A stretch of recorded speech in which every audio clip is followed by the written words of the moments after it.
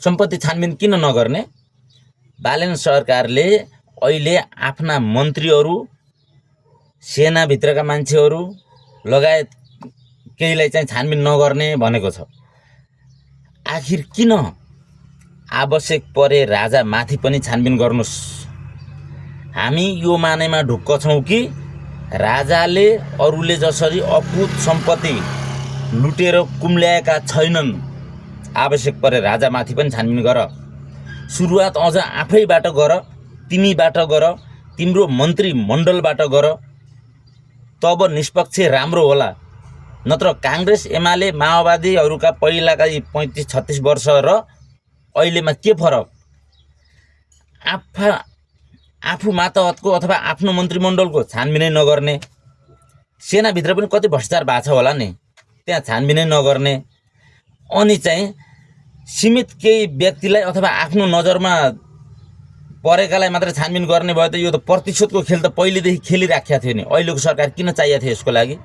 अनि प्राइभेट स्कुलहरूमा ट्याक्स लगाएर सरकारी विद्यालयको स्तर कस्तो छ त्यो पनि हेर्ने कि?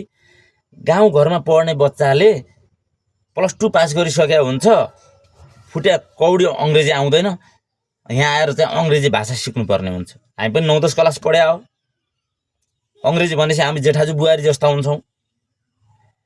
अहिलेको त यहाँ सुर्खेतमा बोर्डिङमा पढ्नेले 2 क्लासमा पढ्नेले मैले जति भनिदिन्छ होला। 9-10 क्लास पढ्या भनेर के गर्नु?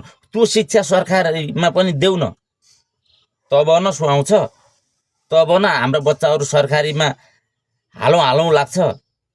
त्यो आफूले शिक्षा नदिने, कर मात्रै थुपार्ने। अनि अर्को रह्यो अस्पतालको कुरा। पहिला सरकारी अस्पतालको भिड कम गर न, त्यो अपरेसन गर्नुपर्ने समय 3-4 महिना 5-6 महिना नसार न, छिटो गर्ने प्रक्रिया गराइदेऊ न। प्राइभेटमा जसरी अपरेसन गर्नुपर्ने बिरामीहरूलाई 3-4 महिनासम्म कुर्दाखेरि मर्छ कि भन्ने डर भएर प्राइभेटमा लान बाध्य हुन्छ मान्छे। त्यो प्रवृत्तिको अन्त्य गर न, तब कर थुपार।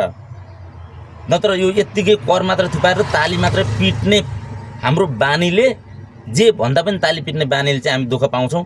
और राम्रो कुरालाई राम्रो भन्छौँ, यो नराम्रो कुरालाई चाहिँ नराम्रै भन्छौँ।